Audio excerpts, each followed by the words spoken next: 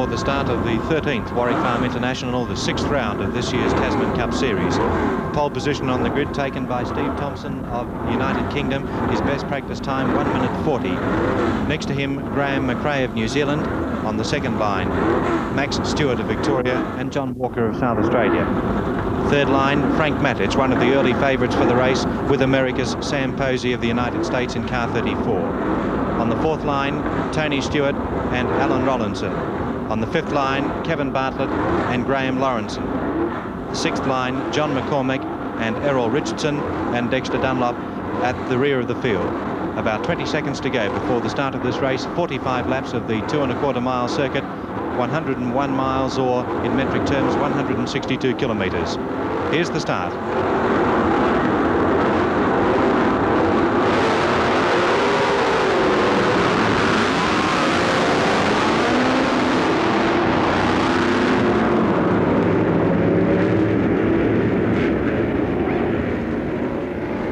There we saw an enormous start from poleman Steve Thompson, and he's taking enormous advantage now of the clear track ahead of him, and you can see the field falling behind him as the spray starts to cover the road. A white veil of spray as the field heads down Hume Straight for the first time. And Graham Lawrence, left behind on the grid when he stalled, restarted, roars off after the field. It's pretty uncomfortable motor racing out there at the moment for the people behind Steve Thompson. Steve's got every advantage now to consolidate himself at this nice early stage before the oil and slime gets down on the track, and he's the only man out there that can actually see where he's going. All the others need an instrument rating to be operating under these conditions, and Steve has got the advantage of being the only car out there with a Firestone intermediate tyre on, which is a great help under these particular set of conditions, and he's certainly putting the whole thing to good use at the moment. Well, the causeway of the first time, Thompson looking very cool. See by the amount of water on the road that it's very slippery out there. Thompson with a very clear lead, and second already Frank Matic from the third row of the grid, looking very composed in there. Behind him would have been Max Stewart, then came Graham McRae, then Posey, then I think we might have miscalled Matic, and in fact it was John Walker running second. Matic back behind Posey and back with the leader now. A very comfortable Steve Thompson out there. Very little correction on the car, and getting the power on nice and early, and it's a very satisfying feeling on the first lap to motor by your pit and realise that you are extending your advantage immediately. There's Kevin Bartlett has just left him the track, but no serious damage, and he'll certainly be able to continue only well down the field. Nearly 7 inches of rain having fallen in Sydney the last 5 or 6 days, and it's left the track in the condition that you see it now. The practice sessions were held under similar conditions, and the best practice time was some 17 seconds away from the outright lap record that is held by Frank Matic. The thing that'll be the thing to watch as the race progresses is, can a relatively newcomer like Steve Thompson to Warwick Farm maintain a colossal concentration that's required here under such conditions when he starts to come up to lap the back markers. We will then, I would think, see the experience of the Matiches and Maxie Stewart slowly close the gap once he gets involved in traffic, but only time will tell.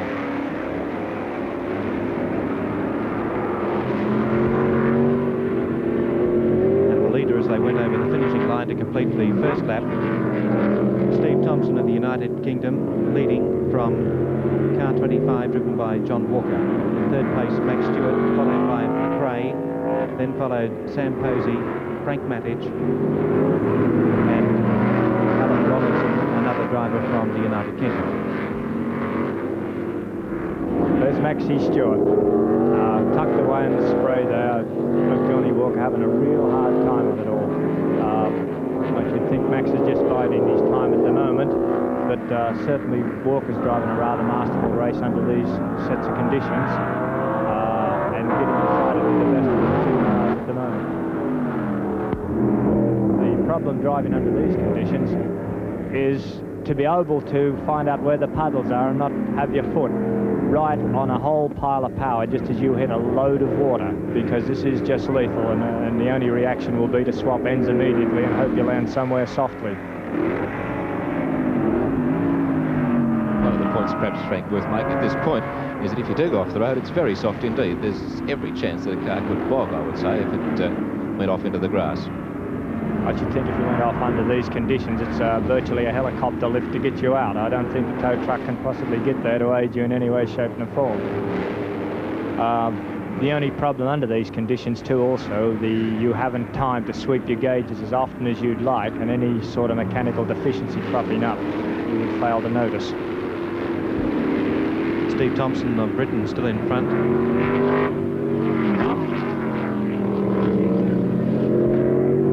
Coming over the causeway on the third lap, the order still unchanged, with Thompson holding down this handy lead after 2 completed laps, and we'll see him shortly go around Polo Corner and into pit straight for the end of the third lap.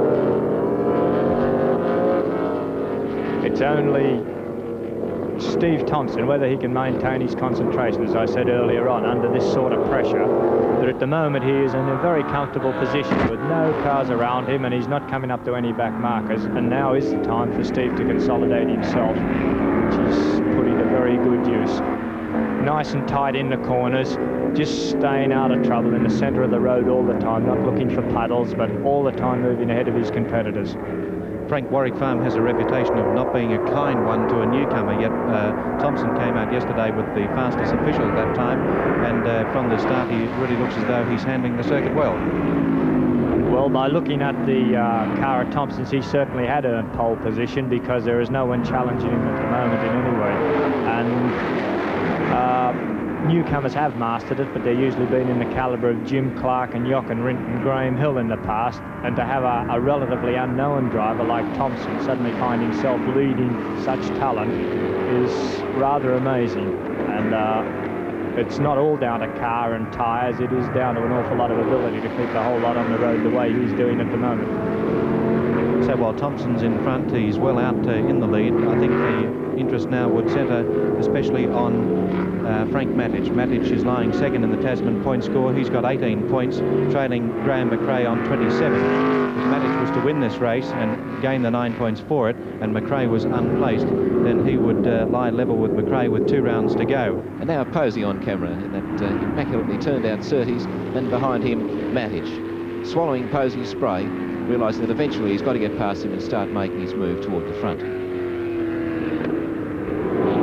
Very difficult move it's going to be for Frank, because the birds have flown relatively to speak of Steve Thompson, who is lap by lap increasing his advantage, and a chap like Sam Posey's a driver of considerable ability, is very hard to get by. He's got a very peculiar style. Sam sits very upright in the cockpit. It's not the relaxed style that we've become accustomed to of the modern GP driver. Sam sits the bold upright thing. He always seems to me to be very much at home on an oval, but certainly under road racing looks at a slight disadvantage with the straight back and straight arm type of style, whereas in a modern racing car they really do lay them down these days. As a matter of fact, if you take over a size 10-inch shoes, you can't get them under the narrow bulkhead to the front of these cars. They're built down to such a style.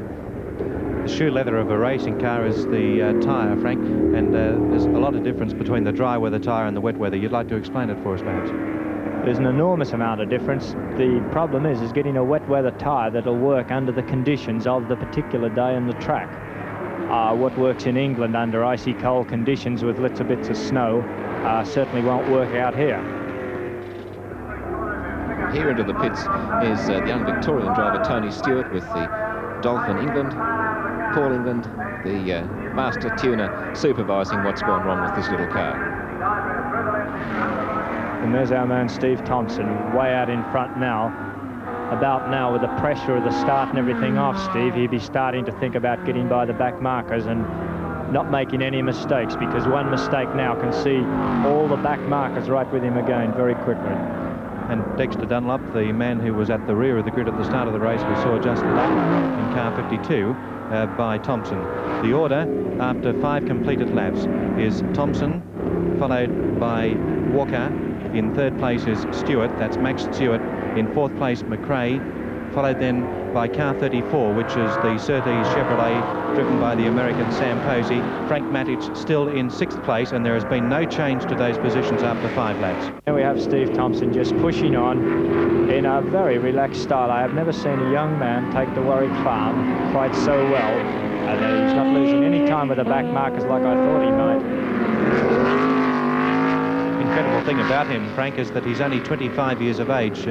People in Sydney were informed that he was 28, which is still relatively young for a man to gain a lot of experience in top international motor racing, but for a man of 25 to lead this field in the manner he's doing must speak volumes for his potential. Steve's got a lot of talent. He's used to very close sort of competition. He grew up in the go-kart field and learnt the finer points of judgment there, winning a British Championship on 2 occasions. So he's no stranger to the world of close couple judgment.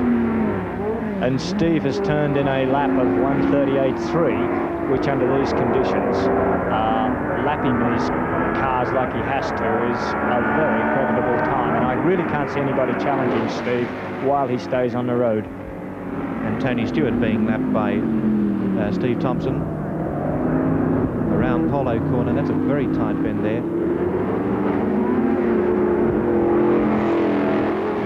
Steve is not biding his time. He's just tucking through on the outside or the inside. I thought he'd be very conservative in traffic, but my goodness, he is a surprise packet here today. Maxie Stewart still having a hard time with Johnny Walker. Max must have just about run out of ideas on how to sort Walker out at this stage of the game. I should imagine he feels like coming in for a cup of tea to have a real think about the whole issue. Frank, years ago I remember interviewing John Walker for a magazine article, because he seemed to be a good lad who was going places. Well, this was 4 years ago. And his great Holden racing mate from South Australia, Kevin Parris, he said, well, sometimes we call John the young wonder, and sometimes we just call him Big Head. But we can begin to... about this, but also Frank is thinking about it, and I'd say he's the more tenacious of the two at this stage. There certainly won't be any teamwork. This is almost a repeat of Manager's passing him on McRae, and done with the same effortlessness, if you can describe that under these conditions as being effortless. And he's passed young John Walker, now in second place, only 50 seconds to make up on Steve Thompson. I like the way you say only 50 seconds, Graham, with your tongue on your cheek. That's night and day when you're passing back markers all the time, because under the wet your lap speeds fluctuate enormously, and the pressure's been removed from Thompson. Matic is the pursuer, and he's a chappie that's got to put the effort into his driving, whereas Thompson can bide his time and stay the tidier and the smoother of the two. Well over half the race gone now. Thompson's still leading. Matic has gone into second place, followed by John Walker, McRae third, McRae fourth, and is it Alan Rollinson now, having moved up to fifth place.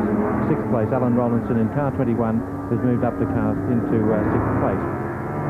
Conditions aren't improving, and already the field is thinning out with people running the various colours. People like Graham Lawrence don't seem as though they're hitting with the conditions at all. There's a very nice shot of Graham McRae coming into the corner, but Graham certainly is not with the front runners today.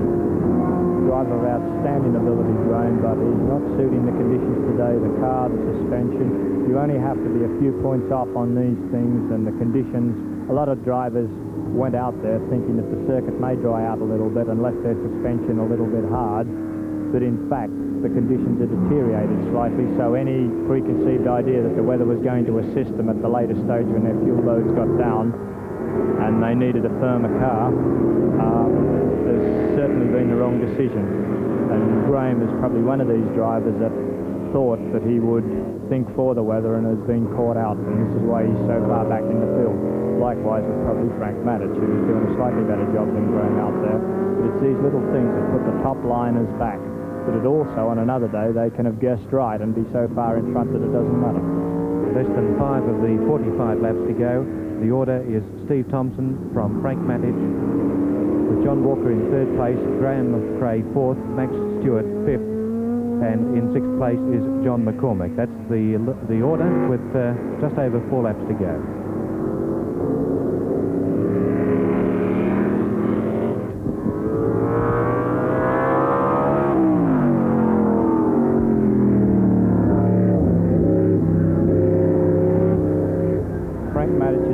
Down now in car one with the Repco power, the local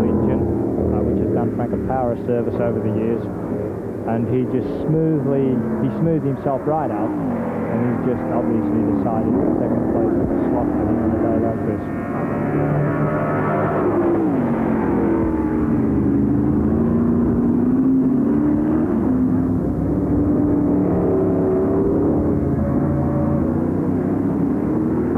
Here in the closing stage is the most determined dice, with John Walker from South Australia continuing to lead as the laps tick by. 43 laps now, or 42 laps run out of this 45-lap race, and still John Walker with one of his front airfoils broken and trailing, staying ahead of the Tasman Series leader Graham McRae. These two have been at hammer and tongs for nearly half the race, and McRae not really making very much impression as the race winds down to its final couple of miles. I can't quite believe that Graham is going to let the whole thing end about there. Just has to have one big go to get past Walker, but certainly Walker gets the jump on him quite regular, and McRae shaking his fist at the flag marshals, at Walker, at anybody in this late desperate because the further he finishes back, the more points he loses to Maddis, and the further he's putting himself out of contention for the outright win of his third Tasman Championship. Well, I can't help feeling nonetheless, Frank, that under these circumstances that was a very carefully controlled piece of acting. McRae should know as well as anybody that if there's a gap to go through, he would have got through it. And if John Walker was ahead of him at the end of that corner, well, that was because that was where he deserved to be. Well, one must give John Walker every credit for the race that he's driven today, and I would think any advantage that McRae can turn around has to be better than nothing, because he hasn't had a great deal going for him out there today.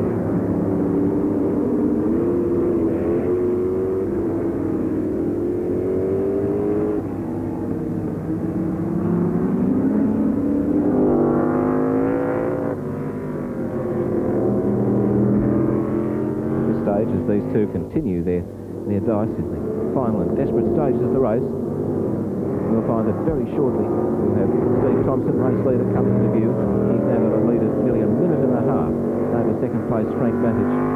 The race in its final laps, and Thompson doing it as he's done from the start, making it look incredibly easy. A very smooth drive from this virtually unknown young English driver. Very experienced in the wet after today's carnage.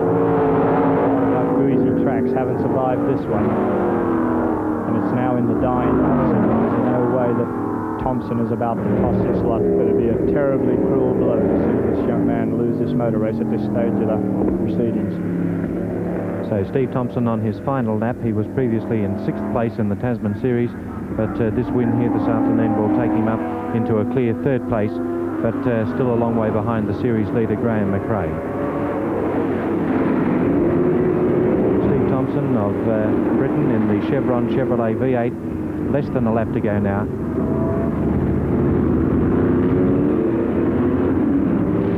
And a go-to-away win by this 25-year-old Englishman. Been untroubled since going to the lead at the very start. A good practice session yesterday under atrocious conditions to put himself in the right place, and once he was there he made no mistake. He did everything required of him, and he's certainly shown this international field of drivers that he's got a lot of talent indeed.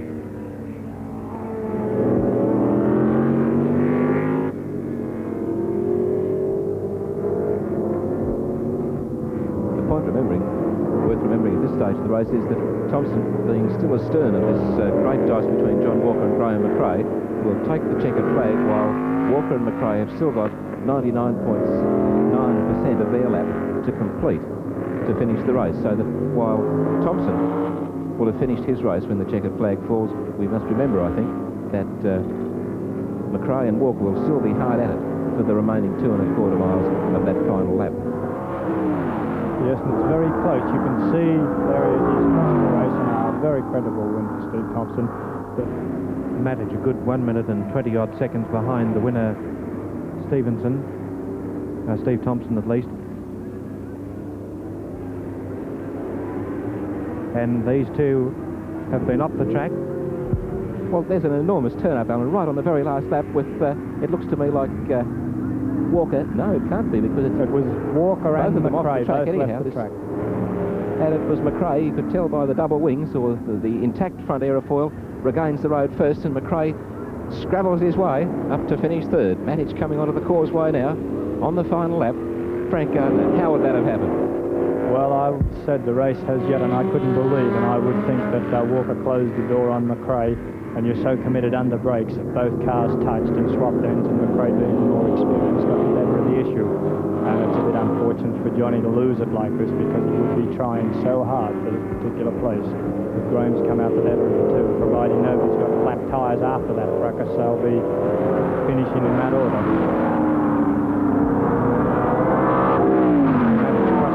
Second place, but Graham McRae, to all intents and purposes, after that spill out on the last one, will take third place ahead of Johnny Walker. Walker in fourth place, and John McCormick to finish fifth. Well, what a race. No one would quite have predicted it worked out this way. Right at the very last lap, major placings changed. It was a great race, men against each other, men against their motor cars on the wet road. A tremendous turn-up in terrible conditions, a magnificent motor race. Steve Thompson driving the Chevron Chevrolet V8 to victory in the 13th Warwick Farm International 100. His time 1 hour, 14 minutes, 35.9 seconds. Second was Frank Matic in the Repco Matic V8. In third place, Graham McRae in the McRae Chevrolet. In fourth place, John Walker in the Repco Matic. And in fifth place was John McCormick in the Elfin Repco.